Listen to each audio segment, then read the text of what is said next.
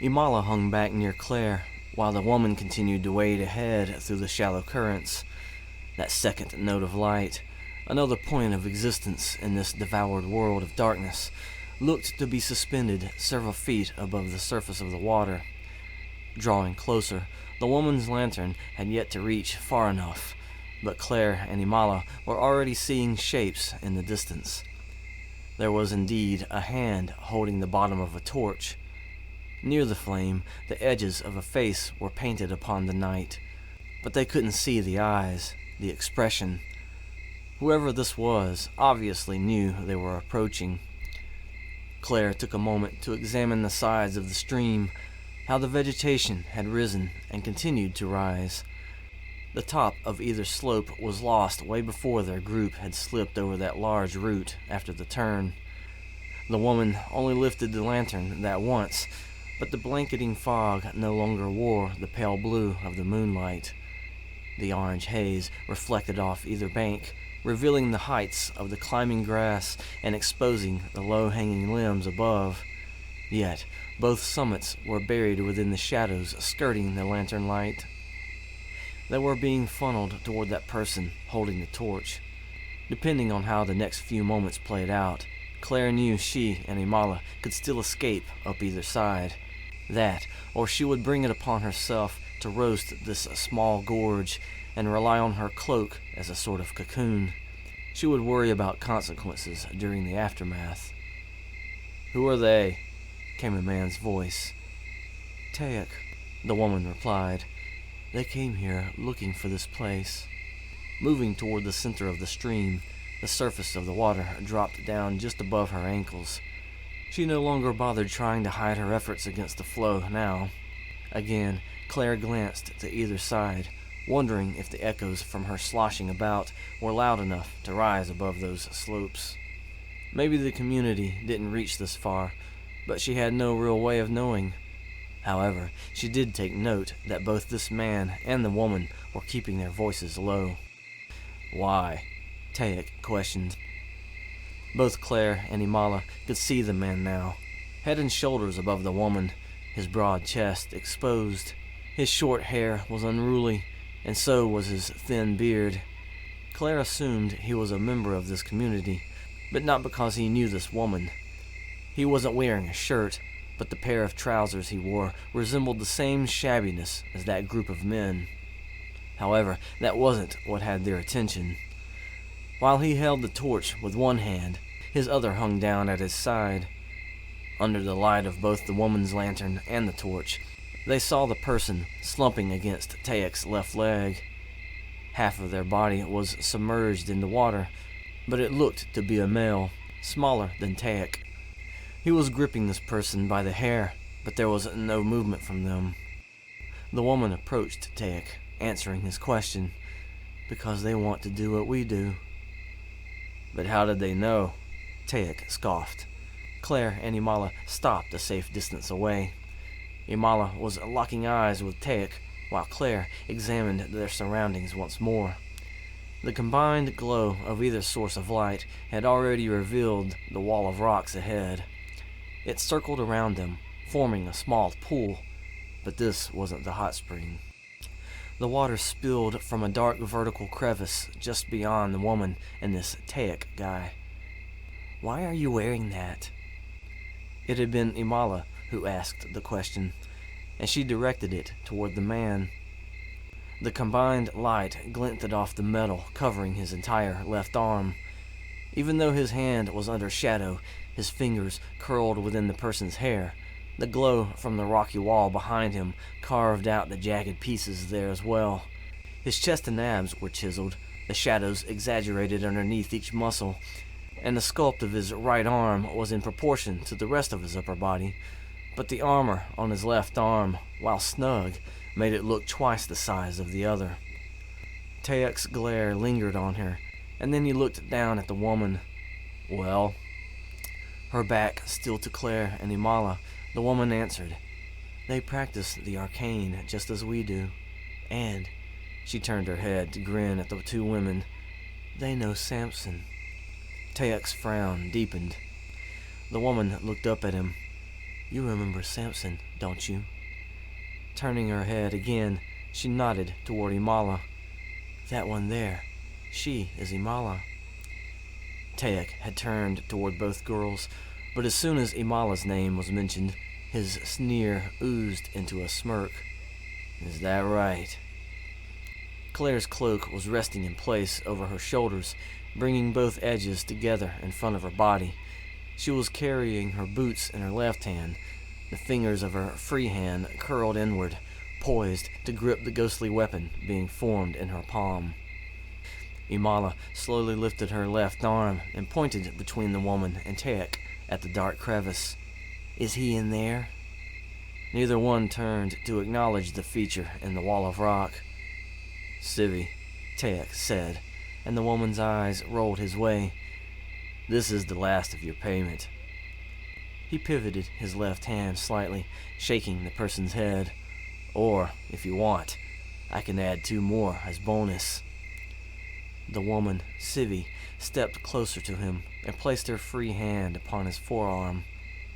Tayak, she whispered, her chin dipping down in a demure fashion. Her hand slipped up along his skin until she reached his. She then moved it down along his fingers and loosely gripped the torch underneath. He opened his fingers just as she clamped down onto the wooden shaft, and he lowered his hand. She kept the torch where he had it for a second, and then she lowered it to be level with her head. Then she turned to face the crevice. Tayak released the person's hair and began stalking forward. The body slumped further and then plopped into the shallow water. Tayak's face slipped into shadow as he sloshed toward the 2 women. Imala had long since lowered her arm. Now she stood still, just ahead of Claire, who was gripping the completed weapon underneath her cloak. Imala snickered. Don't you think it's kind of silly? Tayak didn't respond, his pace quickening.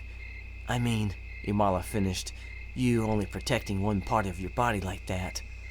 She flicked her left arm forward, her hand pointed just to the left of Tayak, aiming at Civi. The torchlight glinted off a small metal object, zipping across the space between them. Civi's form rippled and solidified, followed by the sound of something striking the wall of rock in front of her. Imala didn't get to hear the small blade she threw fall into the water. Tayak stumped up to her, moving his left elbow backward. Planting his forward foot down, he swung his armored fist square into Imala's abdomen. The collision was so quick, he didn't know she was lifting not only because of the motion of his arm, but because she had grabbed onto his metal wrist right before the blow. Her feet came out of the water as she ascended and swung up above his elbow. Crossing her legs as she lay horizontal in the air, she wrapped them around his arm, locking her ankles together just above his shoulder. Not expecting the added weight, Tayak tottered forward, going down to one knee. His arm dropped, and Imala rode it toward the pool below. Claire was already airborne, gripping the ghostly blade in both hands, holding it high above her head. The tip was pointed downward as she descended upon Tayak. Both her feet planted upon his shoulders, and she went into a squatting posture. Her added weight shoved him further into a crumpling hunch. Imala's head splashed into the water just as Claire was plunging the tip of her blade toward the center of Tayak's back. Just before it pierced his skin, a blast of air whipped at the side of her blade, breaking its solidity. The ghostly tendrils sailed out after the gust, dispersing into the fog. Her fingers were wrapped around nothing. Lifting her head, she targeted Civi near the crevice.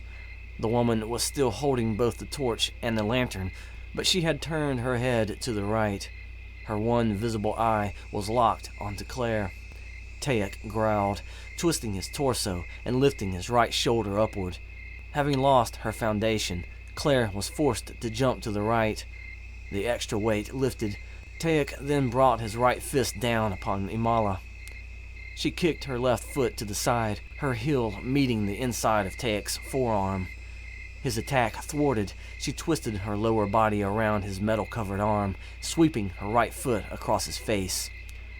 Grunting from the strike, his body swayed slightly, giving Imala the opening she needed to finish twisting to the left, releasing the armor and rolling through the shallow currents. The flinging water forced Taek to look away so she could distance herself from him. Claire was on her feet again, squatting low, the ends of her cloak spread out over the surface of the water. After securing her landing, she whipped her head toward Civi. The woman had yet to move, still holding the lantern down at her side and the torch level with her head. Claire dashed toward her, both hands spread to the sides. In her right palm drifted the tendrils of a ghostly blade taking form. In her left, she held a small sphere of orange light. Just before closing in on the woman, the light shrank out of existence. She reached Civi and thrust her completed blade into the woman's side. Again, Civi's body rippled as if made of liquid. Claire's blade met no resistance, just as a large sphere of light swelled into existence behind Taek. Unaware of it, he found Imala on her back a short distance to his right. Before she could lift herself, he shifted toward her, both hands outstretched. She kicked with her right foot, but the blow deflected off his armored covering. He was upon her, grabbing a portion of her garment near her neck. He then shot upward, yanking her out of the water. She dangled high from his grip. While the sphere behind him was imploding, he cocked his armored fist back. It was the opening Imala was waiting for. She threw her knees forward, curling her legs inward. Before Taek could strike, she shot both feet past his head, bringing her crotch right into his face. Wrapping her arms around the one that still held her aloft, she wrapped her legs around the back of his neck. Blinded, he still thought to strike her with his armored fist, but Claire's elemental stood upright behind him. With a body of flames engulfing its left fist, it thrusted its weaponized hand into Taek's elbow. Knocked from its trajectory, Taek's metal-encased arm went flailing forward just as the elemental jabbed its other fist into his lower back. Claire already had another ghostly blade in her left hand. She was swinging it toward the back of Civi's head. Despite the circumstances, the woman's upright posture never deviated, nor did her head leave its position to keep her right eye fixed upon Claire. Even when the ghostly blade swept through her rippling form, the woman was frozen in place. The fog around both of them was stirred about, but then it all jumped away from the woman. Claire felt an invisible wall press against her face and then the front of her body. It was strong enough to shove her off her feet and send her backward. Taek had arched backward from the blow to his kidney, but was also stumbling away from the elemental. The weight of the armor on his arm was taking him forward, and because Imala was still wrapped around his head, he was top-heavy. Claire just gained her footing when she collided with the body Taek was holding onto earlier. Toppling backward, she landed in the water on the other side. Lifting her upper body from the currents, she stared wide-eyed at the woman who was still holding that same stance. She smirked. "I know what this is." As if in response to this revelation, the woman breathed in deep through her nose. Her chest expanded, her shoulders raised a bit, and then she exhaled through her lips. The fog, having attempted to gather back around her, was shoved away once more. There was no other physical evidence of an attack, save for the moving fog, but Claire reacted accordingly. As the wave of air came at her, she kicked her feet up one at a time, tossing herself into a backward roll. She was upside down just as the wave arrived. When it struck, she was aided in finishing her roll and landed on all fours, facing Civi once more. The elemental took the blow from the wave and fell upon Taek. He was still forced to kneel down with Imala wrapped around his right arm and head, so his bare back was completely open. When the elemental's hands met his skin, he cried out to the sound of his sizzling flesh. Civi flinched, her frozen posture loosening, the focus of her one eye on Claire lost so she could turn slightly in Taek's direction. Claire dashed forward, her right hand extended out to the side, ghostly wisps waving from her fingers. Taek's legs jerked out from under him, and the front of his body went into the water. The rest of the elemental was crashing on top of him, feeling the places on other parts of his back, and the material of his trousers being burned away. He rolled to the right, taking Imala with him. The elemental dropped into the water and rolled in the opposite direction. Sivy jerked her focus back to Claire, who was closing in. Sucking in a quick breath through her nose, she parted her lips in the middle to exhale it. Claire was upon her, but she hesitated in striking with her fully formed blade. When Sivy's wave pushed the stubborn fog away, Claire brought her left hand up. A pale light was there in her palm. She let it expand into a thin disk. The wave struck her lower body, threatening to kick her legs out from under her, but a portion met the disk. It flashed out of existence, and Sivy's eyes blinked from the blow to her upper body. Stumbling backward, she didn't see Claire finally striking with her ghostly blade. The tip plunged into the woman's throat. She coughed, her eyes flying open. Blood spurted from her lips, and she lost her grips on both the lantern and the torch. Teyak was on his back, letting the water soothe his burns, but he was still blinded. Imala was now sitting upon his face, both her arms not letting go of his right one. Sensing his armored one was free, he reached up and grabbed the back of Imala's tunic. Just as he started to yank her backward, she took her right hand from his arm and slapped a buckle in the middle of her chest. Several smaller buckles lining down the middle of her tunic and across the top sprang loose. Her leather garment came free in Tayak's grip. Lurching forward, she used the side of her right hand to strike the spot between his armored shoulder and his pectoral muscle. He grunted between her legs as his armored arm went limp and splashed into the water beside him. While he lay stunned, Imala reached into her belt and pulled one of her throwing knives free. She was about to twist her upper body and plunge it into the middle of his chest, but his abs contracted just before both legs came up out of the water. Curling himself inward, he threatened to cage Imala between his knees. She leapt off him, rolling to the right. He gasped for air and twisted in her direction. Before he rolled on top of his useless armored arm, Imala stretched herself along the shallow currents, grabbed his metal wrist, and then put everything into throwing herself backward. Her attempt was to pull his arm out of the socket and stun him with pain this time.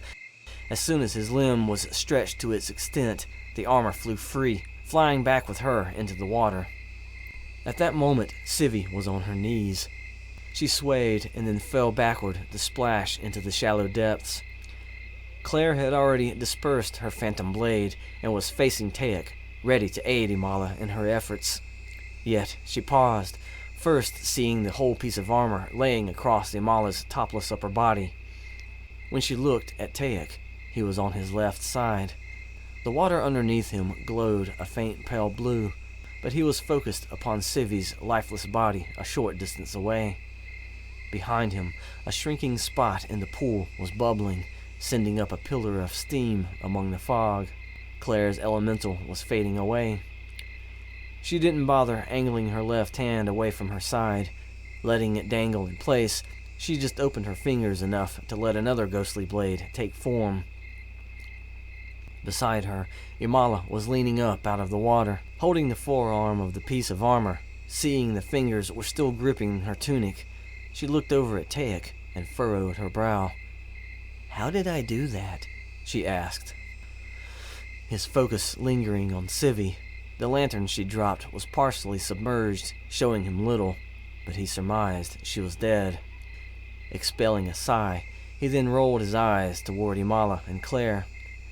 When he noticed his piece of armor was being nestled against the smaller girl's breasts, his eyebrows went up slightly.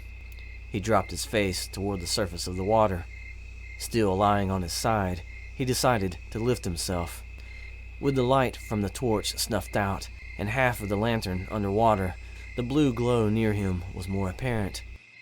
He chuckled, bringing his left side out of the water.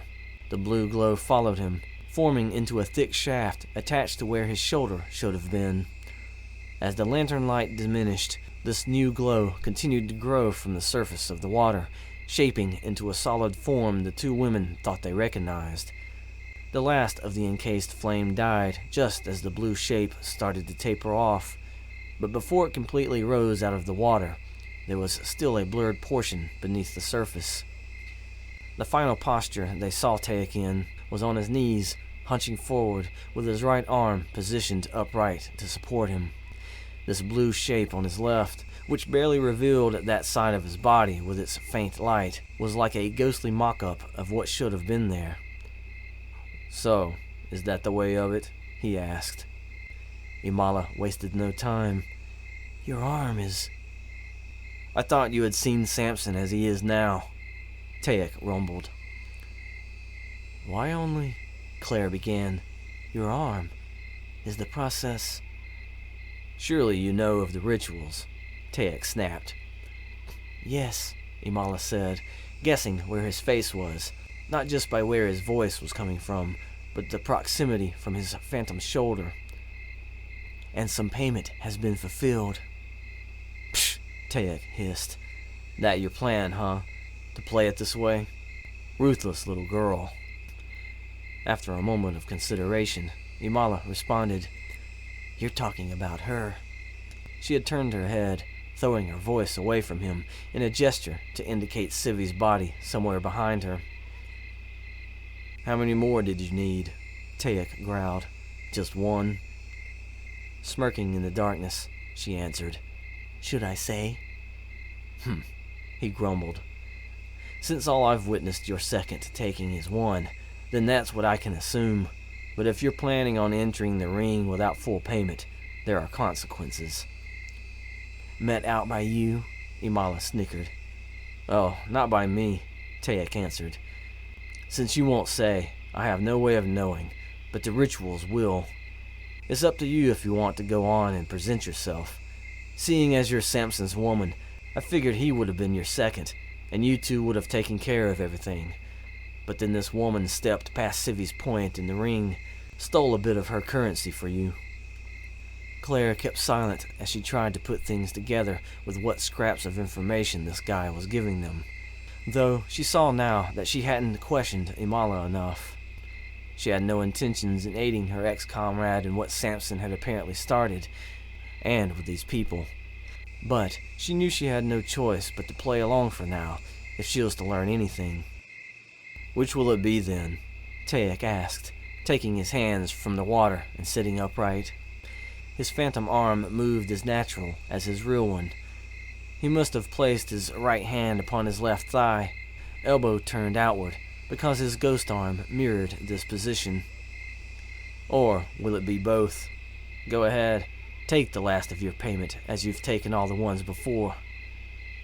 To Claire, it sounded as though Taek didn't believe Imala had done anything prior to these so-called rituals. She remembered how Civi referred to the process of these payments. Without going into detail, she merely stated one had to have the stomach to do this. All Imala had said was death and reanimation were the requirements. Neither she nor Imala practiced necromancy. If Taek practiced some arcane art, she had yet to see it, despite his ghostly arm. Would he have reanimated the dead man lying in the shallows somewhere nearby? He wouldn't do that for Imala. Or would he? Someone had to, right? Or else, how was Imala going to bluff her way out of this? There was a heavy splash from Imala's direction. Had to be the metal arm. "Claire," she said, sloshing about the water, her voice rising as she stood up, "will you give me some light?" With the ghostly blade in her right hand, Claire turned toward Imala. There wasn't enough light coming from her weapon for the fog to absorb and spread to show what might have been within a 3-foot radius. So she lifted her left hand, palm turned upward. She curled her fingers inward, bringing their tips together to form a small cage. A pale white light bloomed inside them. She opened her fingers, and the light expanded, sucking up the surrounding fog and exposing the rippling water around her ankles. Imala was standing just beyond an arm's length away. No longer holding the piece of armor, she was slipping her tunic upon her back and shoulders. Instead of fastening all those buckles back in place, she let the garment droop from her body. Not even looking Claire's way, she was aiming a smirk in Taek's direction. Claire turned to look. Her light was just enough to expose the front of his form. The upper left portion of his torso was unfinished, as though the light had somehow missed. There in place of his left arm was the outline of one. The space inside shimmered, but was never full. Yet, as his muscles flexed, the emptiness didn't hinder his movements. "I think," Imala began, "I'll choose the woman." Tayek's sneer didn't change. "Since I happen to know her a little bit," Imala continued. She started to turn around, but had yet to take her eyes off him. "I don't know anything about the other guy." "Fine," Tayek responded. Imala finally tore her eyes away and put her back to him. Claire's light exposed Civi's form mostly submerged in the pool a few feet away. Her head was completely underwater, so her hair floated about as a black cloud, completely hiding her face. Because the water was dark, the blood spilling from the gouge in her neck wasn't seen. "Also," Imala said, kneeling down before Civi's body, "I don't even know where you wounded the dead man. At least with her, I have a pretty good idea." She plunged her hands into the water and positioned them underneath Civi. Then she scooped the woman up and onto her lap, cradling her upper body. She didn't even have to search. Civi's head dangled lifeless, her wet hair covering most of her face and hanging down into the shallow currents. The bottom half of her neck was exposed. There, just above her collarbone, was the wound. Blood belched forth and mixed with the rest of the water pouring from Civi's body. Holding the woman still, the blood pooled in the wide gap. Imala stared. Claire looked on, waiting to see what would happen next. When Imala bent down, moving her face closer to the woman's corpse, Claire's lips parted. Though she didn't know whether she wanted to protest or just question what Imala was about to do.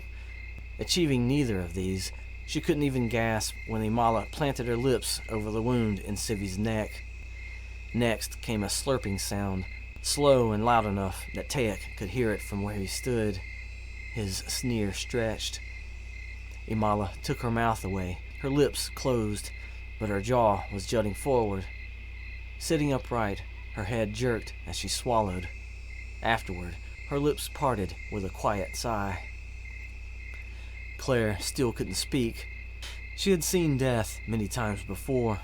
She had witnessed rituals and had taken part in some. There had been blood involved on occasion, both human and animal, but this was the first time she had ever watched someone ingest the fluid themselves. She thought she knew Imala. Maybe she didn't. Leaning forward again, Imala extended her arms, moving Civi off her lap, and then lowering her back into the water. Her arms free, she reached up and wiped her mouth with the back of her left forearm. Then she twisted her upper body about to find Tayek again. His expression was blank, but still hard. He offered a small nod and said, "The payment has been tasted."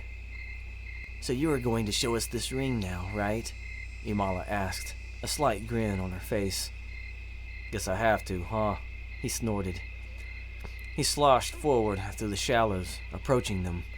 Claire stood her ground as Imala got to her feet and faced him. He regarded neither of them, just glared forward as he passed through and kept going. Not even bothering to look down at Civi, he stepped just to the right of her body. Claire's light exposed his back, and she saw all the burns in his skin. Some of them looked as though her elemental had all but cooked the muscle underneath. He stalked forward with a bit of a hunch, but she had a feeling that wasn't the result of any pain. Yet, she knew there was no way he wasn't holding a grudge. They were about to enter what looked to be a cavern of some sort. It would be somewhere inside there. He just might try and exact his revenge. Still, Imala followed after him, fastening all the buckles on her tunic back in place. She didn't once glance in Claire's direction, didn't say a word to her. Claire kept her grip on the ghostly blade in her right hand as she followed behind her ex-comrade. Lowering her left hand, she brought the light down and diminished its radiance by curling her fingers inward, letting the tips touch. Just as Tayek stepped inside the crevice, he stopped. Without turning his head, he said, "You won't need that light." Claire didn't respond. Imala didn't look back at her. But, Taek added, that's your choice. He slipped into the darkened interior, exposed only by the faint glow of his phantom left arm. Imala stepped inside and completely vanished. Claire considered his words. The light lingered in her palm. She closed her fingers around it, but didn't completely snuff it out. Dimmed to just about as non-existent as Taek's arm, she carried the light beyond the threshold of the crevice and smelled the pungent air of the cavern waiting ahead.